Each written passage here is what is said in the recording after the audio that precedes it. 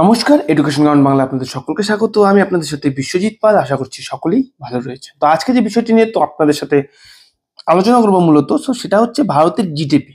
ভারতের জিডিপি গত 10 বছরে ডাবল হয়ে গেছে, অর্থাৎ দ্বিগুণ তার বৃদ্ধি পেয়েছে জিডিপির বৃদ্ধি। তো কিভাবে এই জিডিপির বৃদ্ধি ঘটেছে গত 10 বছরে, যেখানে কোভিডের পর থেকে বিভিন্ন দেশ, অন্যান্য দেশগুলো তাদের জিডিপির গতি কিন্তু সেই হারে বাড়েনি, সেই তুলনায় কিন্তু ভারতের জিডিপির হার দ্বিগুণ হারে বেড়েছে। তো সমস্তটা নিয়ে আজকে এই আলোচনা থাকবে। টাইমস অফ ইন্ডিয়া সুন্দর একটা আর্টিকেলসে সেটা কভার করেছে এবং কিসের উপর নির্ভর করে এই জিডিপি ভারতে বৃদ্ধি পেয়েছে সেটাও কিন্তু সুন্দরভাবে সেখানে আলোচনা করা হয়েছে। তো কথা না বাড়িয়ে সরাসরি ভিডিওতে চলে যাব। আর ভিডিওতে যারা নতুন রয়েছেন, যারা চ্যানেলে নতুন রয়েছেন, ভিডিওটি নতুন দেখছেন আমার চ্যানেলে, তো অবশ্যই তাদের কাছে রিকোয়েস্ট থাকবে যে চ্যানেলটিকে সাবস্ক্রাইব করে দিয়ে পাশে তাও বেল আইকনে গিয়ে অল নোটিফিকেশনে ক্লিক করে দেবেন, যাতে করে কি হবে আপকামিং এই রকম ইনফরমেটিভ ভিডিও নোটিফিকেশন আপনাদের কাছে সবার আগে পৌঁছে যাবে। আর ইনফরমেটিভ মনে হলে ভিডিওটি নিচে যে লাইক বাটন রয়েছে সেটাতে লাইক করতে পারেন এবং বন্ধুদের সাথে শেয়ার করতে পারেন, যাতে তারাও এই ধরনের ভিডিওর সাথে অবগত হতে পারে। আপনার মতামত কমেন্টে অবশ্যই জানাবেন। এই ছোট ছোট পদক্ষেপগুলো আমাদের আরো ভালো ভালো ভিডিও তৈরি করতে উৎসাহ যোগাবে। আর ইউটিউব অ্যালগোরিদম সেই কিন্তু আপনাদের ছোট ছোট পদক্ষেপের উপরেই কাজ করে। তো চলুন আমরা সরাসরি আমাদের টপিকে চলে যাচ্ছি। তো ভারতের জিডিপি 2.1 ট্রিলিয়ন থেকে 4.2 ট্রিলিয়ন ডলারে পৌঁছেছে শুধুমাত্র 10 বছরের মধ্যেই। তো যেখানে এই 10 বছরের মাঝে কিন্তু আমাদের কোভিড সেশনও পড়ছে। তো কোভিড সেশনে দেখা গেছে বিভিন্ন দেশ কিন্তু তাদের যে অর্থনৈতিক দিক থেকে কিন্তু ভেঙেও পড়েছিল, কিন্তু সেখানে দেখা গেছে ভারত কিন্তু তারপরেও তাদের অর্থনৈতিক দিক, জিডিপির হার বৃদ্ধি পেয়েছে, তাদের অর্থনৈতিক দিককেও স্ট্রং চাঙ্গা রেখেছে। তো এটা কিন্তু একটা ভালো দিক ভারতের দিক থেকে। তো ইন্ডিয়ার যে জিডিপি অর্থাৎ গ্রস ডোমেস্টিক প্রোডাক্ট 10 বছরে ডাবল হয়েছে, যেটা ইকোনমির দিক থেকে একটা হিউজ ফিট করছে, ঠিক? এবং বিশ্বের তৃতীয় বৃহত্তম অর্থনীতি হিসাবেও কিন্তু সামনের দিকে এগিয়ে আসতে দেখা যাবে আগামী সময়ে, এটাও কিন্তু বলছে।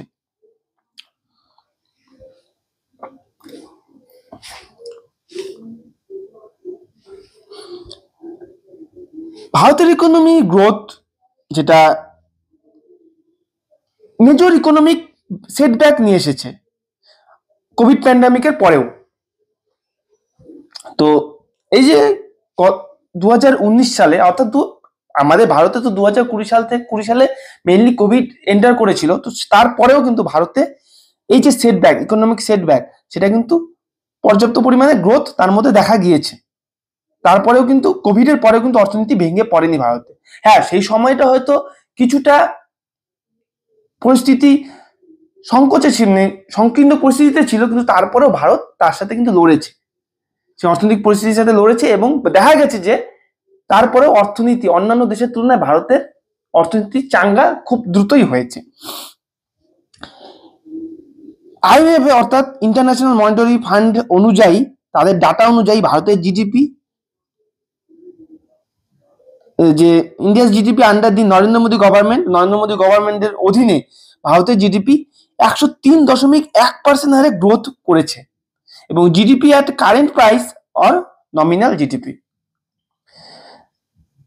it has also gone from being the world's 10th largest economy to the 5th largest. তো এটা কিন্তু ভারতের 10ম লার্জেস্ট ইকোনমি থেকে 5th লার্জেস্ট ইকোনমির দিকেও নিয়ে গেছে। কিভাবে ভারত এটাকে ম্যানেজ করেছে, গত 10 বছরে এটাকে ডাবল করে নিয়ে এসেছে, জিডিপিকে ডাবল করে নিয়ে এসেছে, সেটাও কিন্তু একটা আলোচনার বিষয়। হোয়াট ফ্যাক্টরস হ্যাভ ওয়ার্কড, কোন ফ্যাক্টরগুলো এই ইকোনমিকে চাঙ্গা করতে সাহায্য করেছে, সেই ফ্যাক্টরগুলো কি কি এখানে কিন্তু আলোচনা করা হয়েছে।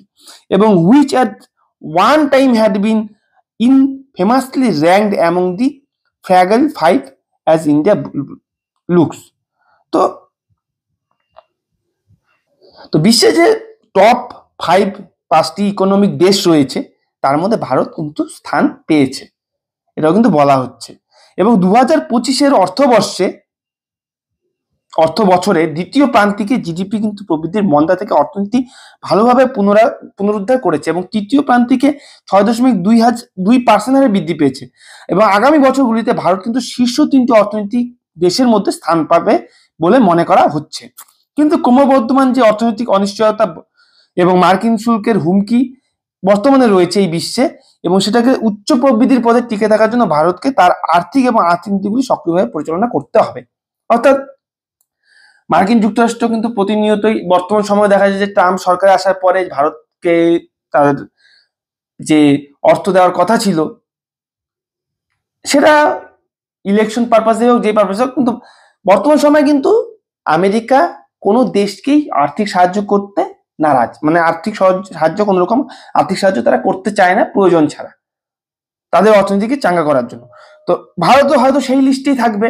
তো সেই দিকে লক্ষ্য রেখে ভারতকেও কিন্তু কাজ করতে হবে, ভারতের অর্থনীতিকে চাঙ্গা করতে হবে, ভারতকে নিজের দিকে স্বাবলম্বী হতে হবে, ঠিক আছে, এবং উচ্চ প্রবৃদ্ধির দিকে অর্থকে আর্থিক পরিস্থিতিকে, ভারতের আর্থিক পরিস্থিতিকে নিয়ে যেতে হবে যদি ভারত আগামী সময়ে তৃতীয় বৃহত্তম অর্থনৈতিক দেশ হিসাবে নিজেকে বিশ্বের সামনে তুলে ধরতে চায়। এটা কিন্তু ভালো একটা কথা রয়েছে, ঠিক আছে। এবং ভারতের রাইজ ইন নাম্বারস, এবং ভারতের যে এই বৃদ্ধি, ইন্ডিয়াস নমিনাল জিডিপি 2015-তে যে নমিনাল জিডিপি ছিল সেটা ছিল $2103.6 বিলিয়ন, এবং সেটা 2005-এ ইন্টারন্যাশনাল মনিটরি ফান্ড প্রজেক্ট করছে যে সেটা কিন্তু পরিণত হয়েছে 4271.9 মিলিয়ন ডলারে গিয়ে দাঁড়িয়েছে। অর্থাৎ কি, এখানে চোখের দেখাই দেখা যাচ্ছে যে এটা ডাবল হয়ে গেছে। That's over 100% growth in just 10 years. তো এই যে 10 বছরে এর গ্রোথ কিন্তু এটা পর্যাপ্ত পরিমাণে হয়েছে, যতটা হওয়ার প্রয়োজন ছিল ভারতের জন্য, ভারতের মতন দেশের জন্য। সেই পরিমাণে অন্যান্য দেশের গ্রোথ কিন্তু এতটা পরিমাণে হয়নি, এটা কিন্তু বলছে বারংবার। বিশ্বের শীর্ষ 10টি বৃহত্তম অর্থনীতির মধ্যে ভারত জিডিপিতে সর্বোচ্চ প্রবৃদ্ধি প্রদর্শন করেছে। বর্তমান শীর্ষে 4টি বিশ্বের অর্থনীতির মধ্যে 3টিতেই গত 10 বছরে ভালো জিডিপি প্রবৃদ্ধি দেখা গিয়েছে, এবং মার্কিন যুক্তরাষ্ট্রে 65.8%, চীনের 75.8% এবং জার্মানির 43.7% হারে কিন্তু তারা বৃদ্ধি পেয়েছে তাদের জিডিপি। এবং জাপানের অর্থনীতি ইন্টারন্যাশনাল মনিটরি ফান্ডে দেখানো হয়েছে যে অক্টোবর 2024 সালে বিশ্ব অর্থনীতির দৃষ্টিভঙ্গি অনুসারে গত 10 বছরে 1.3% হারে সংকুচিত হয়েছে। 2014 সালে ভারত নামমাত্র জিডিপির দিক থেকে বিশ্বের 10ম বৃহত্তম অর্থনীতি ছিল। 2014 সালে কথা বলা হচ্ছে, অর্থাৎ আজ থেকে 11 বছর আগে। সেখান থেকে এটি ক্রমশ বৃদ্ধি পেয়ে বর্তমানে 5ম স্থানে পৌঁছে গিয়েছে বিশ্বের বৃহত্তম অর্থনীতি হিসাবে। তো এটা কিন্তু বিশাল একটা অ্যাচিভমেন্ট ভারতের জন্য, এবং আগামী দিনে বলা হচ্ছে ভারত যদি এভাবেই তার জিডিপি গ্রোথ করতে থাকে, অর্থনৈতিক ইকোনমিক স্ট্রেংথ বাড়াতে থাকে, তাহলে কিন্তু আগামী দিনে ভারত বিশ্বের 3য় বৃহত্তম ইকোনমিতে নিজেদেরকে শো আপ করাতে পারবে, নিজেদেরকে শো করাতে পারবে বিশ্বের কাছে। তো এটা কিন্তু একটা ভালো দিক রয়েছে। এখানে দেখে নেওয়া যাক যে বিশ্বের 10টি যে ইকোনমি, টপ 10টি ইকোনমি, তাদের নাম। এবং সেখানে কিন্তু 2014 সালে থেকে 2025 সালে যাদের স্থান পরিবর্তিত হয়েছে সেগুলো কিন্তু দেখানো হয়েছে। 2014 সালে ইউনাইটেড স্টেটস অফ আমেরিকা ছিল, এখনো বর্তমানে 2025-এও কিন্তু ইউনাইটেড স্টেটস অফ আমেরিকাই রয়েছে ওয়ার্ল্ড টপ ইকোনমিক কান্ট্রিতে। চায়না 2 নম্বরে ছিল, চায়না এখনো বর্তমানে রয়েছে। জাপান ছিল 2014 সালে 3 নম্বরে, কিন্তু সেখানে কিন্তু 3 নম্বরে এসেছে জার্মানি। বর্তমান সময়ে জার্মানি রয়েছে 3 নম্বরে, এবং জার্মানি 2014 সালে 4 নম্বরে ছিল, তাহলে 2025-এ তার গ্রোথ হয়েছে জার্মানি সে হারে। কিন্তু সেই তুলনায় কিন্তু ইন্ডিয়া অনেকটাই এগিয়ে গেছে। এবং 5 নম্বরে ইউনাইটেড কিংডম ছিল, কিন্তু ইউনাইটেড কিংডম কিন্তু সেটা 2025-এ গিয়ে 6 নম্বরে চলে গেছে, ঠিক আছে। আর ফ্রান্স ছিল 6 নম্বরে, ফ্রান্সকে দেখা যাচ্ছে 7 নম্বরে। ব্রাজিল ছিল 7 নম্বরে, ব্রাজিলকে দেখা যাচ্ছে 10 নম্বরে। এবং ইতালি ছিল 8 নম্বরে, ইতালি নিজের স্থানকে বজায় রেখেছে, 8 নম্বরে রেখেছে। রাশিয়া ছিল 9 নম্বরে, রাশিয়াকে দেখা যাচ্ছে না বর্তমানে, 9 নম্বরে টপ 10-এ রাশিয়াকে দেখাই যাচ্ছে না, অর্থাৎ তার জিডিপি কিন্তু হ্রাস করেছেন 2014 তুলনায়, ঘাটতি হয়েছে জিডিপি। এবং ভারত ছিল 10 নম্বরে, এবং ভারত কিন্তু বর্তমানে 5 নম্বরে রয়েছে। এবং এর পরবর্তী সময়ে অর্থাৎ ভারত এবং জাপান কিন্তু টক্করে চলছে, এবং জাপানকে ক্রস করলে পরে সে 4 নম্বরে চলে যাবে, এবং পরবর্তীতে জার্মানিকে ক্রস করলেই ভারত 3য় বৃহত্তম অর্থনৈতিক দেশে পরিণত হবে। তো সেটা আগামী সময়ে হতে চলেছে ভারত, ঠিক আছে, এখনো কিন্তু হয়নি। বর্তমানে এসবিআই এর একটি রিসার্চ রিপোর্টে বলা হয়েছে যে সরকারের এফোর্ট সেটা কিন্তু দেখা যাচ্ছে যে ভারতের যে জনগণ রয়েছে, ভারতের জনগণকে কোয়ালিটি লাইফ দেওয়ার জন্য সেখানে বেনিফিট যাতে লিকেজ না হয়, মানে সেটা ডাইরেক্ট বেনিফিট ট্রান্সফারের মাধ্যমে কিন্তু পরিকল্পনা করা হয়েছে সরকারের তরফ থেকে, যাতে ভারতের জনগণরা সরাসরি সরকারের বেনিফিট গুলো পায়। এবং এর ফলে কি হয় যে কয় না মিডিলম্যানের মাধ্যমে যদি যায়, সেখানে কিন্তু সেই অর্থ আরো কি হয়, একটা পার্সেন্টেজ সেখানে কেটে নেওয়া হয়। ফলে সেখানে ডাইরেক্ট বেনিফিটটা সরাসরি জনগণের কাছে না পৌঁছানোর কারণে কিন্তু জিডিপিতে এফেক্ট পড়ে। কিন্তু সরাসরি যদি জনগণের কাছেই পৌঁছে দেয়, এখন দেখা যায় যে ব্যাংক অ্যাকাউন্টের মাধ্যমে কিন্তু জনগণের কাছ থেকে, জনগণের কাছে সরকারের তরফ থেকে বিভিন্ন রকম স্কিমের অর্থ এবং বিভিন্ন রকম যে প্রফিট, সবকিছুই কিন্তু সরাসরি জনগণের কাছেই চলে যায়। তো ডাইরেক্ট বেনিফিট ট্রান্সফার সরকারের তরফ থেকে জনগণের কাছে পৌঁছে যাচ্ছে।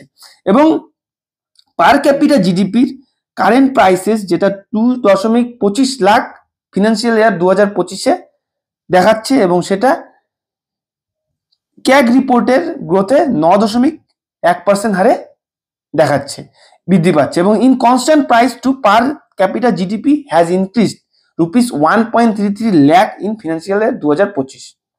তো সেটা 2025 সালে 1.33 লাখ কিন্তু বৃদ্ধি পেয়েছে। ইন দি লাস্ট 2 ফিসকাল, গত 2 বছরের যে ফিসকাল রিপোর্ট রয়েছে, সেখানে পার ক্যাপিটা জিডিপি জাম্প করেছে 40,000-এরও বেশি রুপিতে বর্তমান কারেন্ট প্রাইস হিসাবে।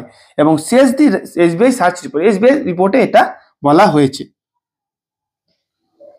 ঠিক আছে, পার ক্যাপিটা জিডিপি ইনক্রিজ 2.6 টাইম 2014 তুলনায় কিন্তু 2.5 গুণেরও বেশি বৃদ্ধি পেয়েছে, পার ক্যাপিটা জিডিপি বৃদ্ধি পেয়েছে। তো সেখানে যদি দেখা যায় যে 2014 সালে ছিল 0.9, তারপরে সেটা 2015-তে 0.98, এই করতে করতে বর্তমানে ফিনান্সিয়াল ইয়ারে কিন্তু সেটা 2.35 ক্রোড়ে গিয়ে লাখে গিয়ে পৌঁছেছে। বোঝা গেল? তো এই যে ডায়াগ্রাম গুলো এখানে কিন্তু সুন্দর করে টাইমস অফ ইন্ডিয়াতে কিন্তু শো করেছে। এবং জিডিপি গ্রোথ প্রজেকশন দেখাচ্ছে এখানে 10টি লার্জেস্ট ইকোনমি, সেখানে 2025 সাল এবং 2026 সালে কি হতে চলেছে সেটাও কিন্তু দেখানো একটা অ্যাজিউম করা হয়েছে। সেখানে ইউনাইটেড স্টেট অফ আমেরিকা 1.9 থেকে সেখানে কিন্তু ডিক্রিজ হবে 1.7 হবে। চায়না একই জায়গায় থাকছে। জার্মানির বৃদ্ধি দেখা যাচ্ছে 0.8 থেকে 0.9, জাপানের কিন্তু হ্রাস দেখা যাচ্ছে, এবং ভারত একই জায়গায় থাকবে সেটা বলা হচ্ছে। এবং এরপরেও কিন্তু তোমরা দেখতে পাচ্ছ এখানে অন্যান্য দেশের কথাও বলা হচ্ছে, সেটা আমি বলছি না আর। তো কখন ভারত পৃথিবীর 3য় বৃহত্তম ইকোনমিতে পরিণত হবে? স্ট্রং ইকোনমি, সেখানে ফান্ডামেন্টালস রয়েছে, এবং India will continue to be a fastest growing major economy in the coming years as well. তো আগামী বছরগুলোতে ভারত খুব দ্রুততার সাথে 3য় বৃহত্তম ইকোনমিতে পরিণত হতে চলেছে, সেটা ইন্টারন্যাশনাল মনিটারি ফান্ড বলেছে। ইট হ্যাজ প্রজেক্টেড, সেটা প্রজেক্ট করছে যে ভারতের জিডিপি আগামী সময়ে অর্থাৎ 2025 থেকে 2026-এ 6.5% হারে গ্রো করবে আর কি। বর্তমানে 6.5% চলছে, তো 2026-এও দেখা যাবে যে 6.5% হারে সেই জিডিপি গ্রোথ চলতে থাকবে। তো এখানে সেটাই বলা হচ্ছে 2025 থেকে 2028-এর যে প্রজেকশন সেটাও দেখানো হচ্ছে। ইউনাইটেড স্টেট সেটা বৃদ্ধি পাবে 30,337 থেকে 34,096, এবং সেখানে দেখা যাচ্ছে যে ইন্ডিয়া কিন্তু 4,272 থেকে হয়ে যাবে 5,723, এবং অন্যান্য দেশেও দেখা যাচ্ছে। কিন্তু চায়না কিন্তু তার গ্রোথ রেট বজায় রাখছে। সব দেশই গ্রোথ করবে, সেখানে ভারত তুলনামূলক বেশি করতে চলেছে। এবং ইউনাইটেড স্টেট এবং চায়না কিন্তু তাদের স্থান যথাস্থানেই রয়েছে, তাদের স্থান। ঠিক আছে, ইন্ডিয়া জিডিপি যেটা দেখানো হলো যে $5,723 থেকে বৃদ্ধি পেয়ে 2028-এ $6,307.2 বিলিয়ন পৌঁছবে 2029-এর মধ্যে। এবং থার্ড ওয়ার্ল্ড লার্জেস্ট ইকোনমিতে পরিণত হবে, যেখানে ইউএস এবং চীন রয়েছে তার পরবর্তীতে। এবং ইউএস যার প্রজেক্ট করতে থাকবে $35,458 বিলিয়ন, যেটা ভারতের জিডিপির 5.62 গুণ। তো এই হচ্ছে ব্যাপার। তো এখানে প্রজেকশন দেখানো হয়েছে এইভাবেই। তো ভারতের 5.62 গুণ কিন্তু আমেরিকার জিডিপি থাকবে সবসময়, আগামী সময়েও।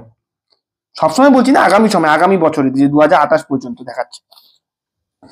তো কোন বিষয়গুলো ভারতের জিডিপিকে ডাবল করতে সাহায্য করেছে? Economist credit the government policies. Economist অর্থনীতিবিদরা বলছে যে সরকারের যে পলিসি রিফর্মস এবং ম্যানুফ্যাকচারিং সেক্টর, এক্সপোর্টস মানে যেটা রপ্তানি করা হয়, ডিজিটালাইজেশন, জিএসটি এবং ক্যাপিটাল এক্সপেন্ডিচার, এইসব যে সরকারের যে পদক্ষেপ, এই পদক্ষেপগুলো কিন্তু ভারতের অর্থনীতিকে দ্রুততার সঙ্গে বৃদ্ধি করেছে, অর্থাৎ জিডিপি গ্রোথে সাহায্য করেছে। For the infrastructure sector as major reasons for the astounding rise of nominal GDP numbers. তো এই হচ্ছে ব্যাপার। মদন সাবনাবিস, যিনি চিফ ইকোনমিস্ট ব্যাংক অফ বরোদার, তিনি বলেছেন যে a number of factors have come together to enable this rather remarkable growth in Indian economy. তো এখানে একাধিক বিষয় রয়েছে ভারতের ইকোনমি যে রিমার্কেবল হারে বৃদ্ধি, সেদিকে যদি নজর রাখা যায়। তো সেখানে বলা হচ্ছে 1 নম্বর এগ্রিকালচার, যেটা খুবই গুরুত্বপূর্ণ ভূমিকা পালন করেছে এই দশকে, এই গত 10 বছরে, এবং ক্লাইমেট কন্ডিশনের উপর সেটা নির্ভর করে কিন্তু গ্রোথ হয়েছে। এবং 2 নম্বরে বলছে India in corporation has delivered quite well over the year term and expansion of business investment, employment and diversification. This has created a very strong industrial sector. Several industrial are part of global supply chain. তো এখানে বলা হচ্ছে কি business, investment, employment, অর্থাৎ চাকরি service দেওয়ার জন্য যে, এবং ডাইভার্সিফিকেশন এবং ইন্ডাস্ট্রিয়াল সেক্টরেও যে একটা শক্তিশালী কি একটা স্ট্রং ভূমিকা পালন করেছে সরকার। তো সেই কারণেই কিন্তু বিশ্বব্যাপী ভারতের ইন্ডাস্ট্রিয়াল সেক্টরেও দেখা যাচ্ছে উন্নতি। তো এর ফলে জিডিপি গ্রোথ কিন্তু বৃদ্ধি পাচ্ছে, জিডিপি গ্রোথ দেখা যাচ্ছে। Government has provided a very facilitative framework for business through a plethora of policies like make in India, PLI, tax regime, MSME, loan যাওয়া, এইরকম যে ছোট ছোট পদক্ষেপগুলো কিন্তু ভারতের জিডিপির গ্রোথকে আরো দ্রুততার সাথে বৃদ্ধি করতে সাহায্য করেছে। তো ছোট ছোট পদক্ষেপ কিন্তু ভারত নিয়েছে গত 10 বছরে, এটা কিন্তু বলতে চাচ্ছে। তো at the same time upliftment of the lower segment, যে নিম্ন বর্গের সেগমেন্টগুলো যে রয়েছে, নিম্ন বর্গের যে কাজগুলো রয়েছে, সেখানেও ভারত সরকার দৃষ্টি নিক্ষেপ করেছে। Direct measures and standard living as comes out from the consumption survey data. The widespread use of technology through the digitization process, যেটা খুবই দ্রুততার সাথে ভারতের অর্থনীতিকে উন্নতি করতে সাহায্য করেছে, যেটা has cut down the cost and ensure transparency A dealing. তো এই যে টেকনোলজির ওয়াইডস্প্রেড, টেকনোলজির ব্যবহার, সেটা কিন্তু ভারতের ডিজিটাইজেশন প্রসেস এবং যে ডিজিটাইজেশন প্রসেস রয়েছে, সেটা বিভিন্ন ডিলিং এর ক্ষেত্রে কস্ট এবং অন্যান্য যে খরচা রয়েছে সেইগুলোকে কিন্তু কাট ডাউন করেছে, মানে কমিয়ে এনেছে, ফলে এটা উন্নতি ঘটেছে। জিএসটি যেটা মেজর ভূমিকা পালন করেছে এই ট্রান্সপারেন্সির জন্য। আর the fiscal deficit has been brought under control. Fiscal deficit অর্থাৎ অর্থের যেটা বলা যায় আয়ের তুলনায় ব্যয় বেশি হয়, তো সেই জিনিসটা কমিয়ে নিয়ে আসা হয়েছে, ফলে কন্ট্রোলে এসেছে ভারতের জিডিপি, এবং জিডিপি উন্নতির দিকে কিন্তু সেটা গিয়েছে, ঠিক আছে। এবং সেটা আরো সরকার আরো বেশি অর্থ মূল কাজে যেগুলো দরকার ভারতের জিডিপি উন্নতির জন্য, সেখানে কিন্তু ইনভেস্ট করতে পেরেছে, ঠিক আছে।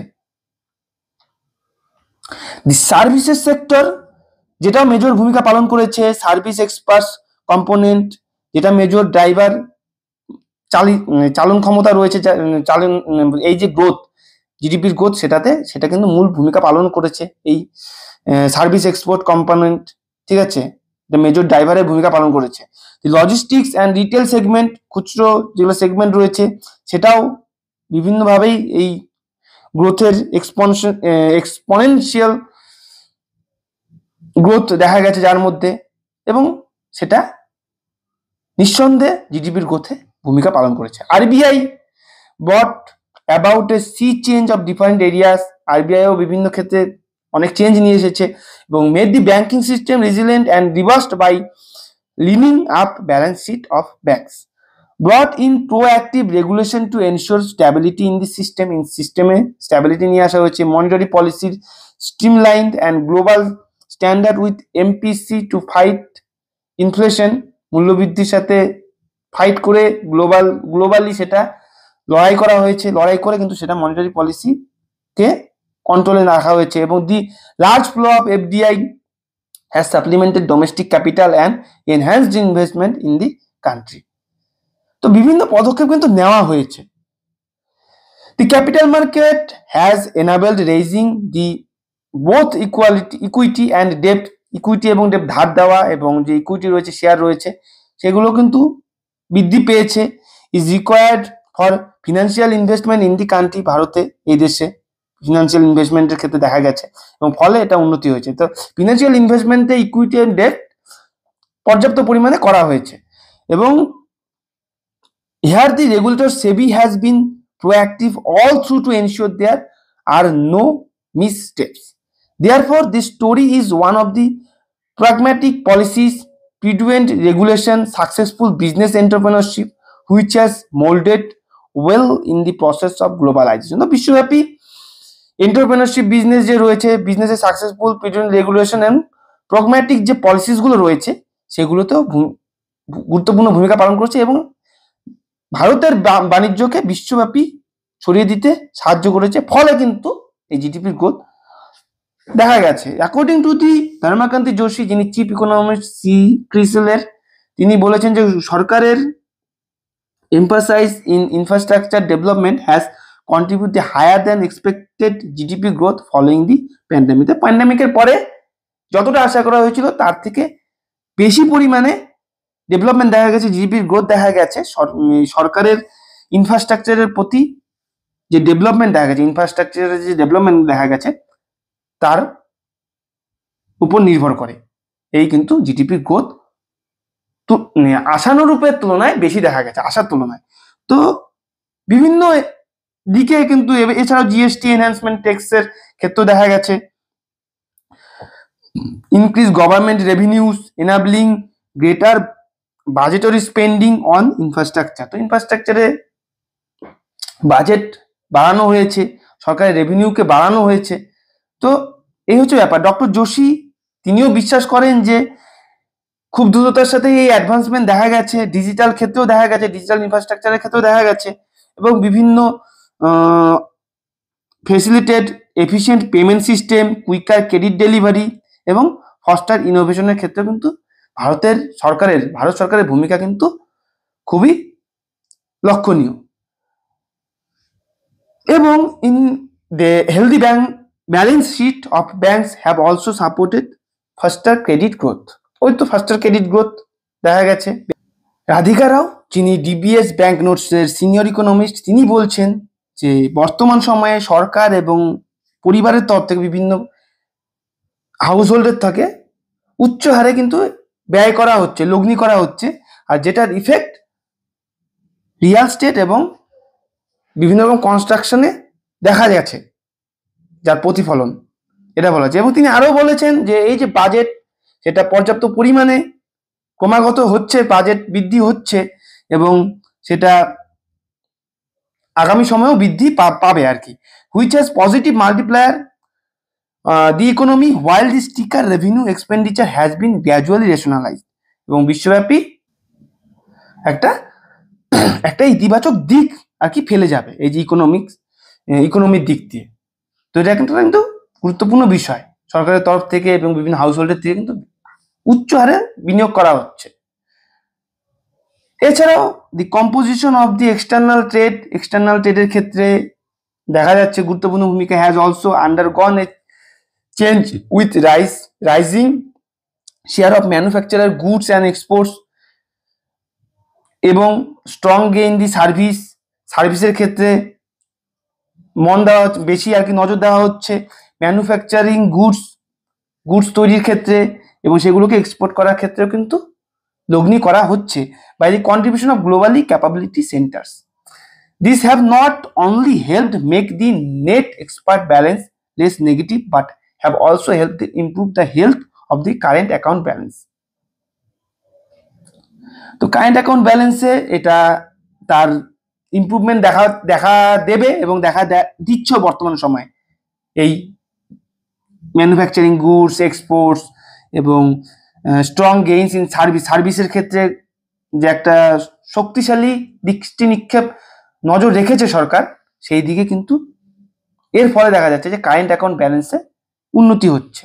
ঠিক আছে, এর ফলে কিন্তু ভারতের জিডিপির উন্নতি দেখা যাবে বর্তমান সময় আগামী দিনে। এবং ইন্ডিয়াস রিয়াল জিডিপি গ্রোথ যেটা 9.2% 2023-24 ছিল, যেটা গত 12 বছরে হাইয়েস্ট, এবং 2022 ছাড়া, এবং 2022-এ সেটা 9.7 ভারতের স্বাধীনতার পর সব থেকে হাইয়েস্ট ছিল। এবং ইকোনমি যেটা রিকভার করেছে খুব ভালোভাবে এবং গ্রোথ হয়েছে 2025 সালে 6.2% সাথে, এবং সেটা থার্ড কোয়ার্টারে দেখা গেছে। The economy has recovered well from GDP growth slowdown financial year 2025 6.2% সাথে growth in the third quarter. তো 2025-এ একটু স্লো ডাউন হয়েছে থার্ড কোয়ার্টারে, সেটা 6.2% হারে হয়েছে, যেটা তার পূর্বে 2022-এ দেখা গিয়েছিল 9.7 হারেও হয়েছিল, 7% হারে হয়েছিল।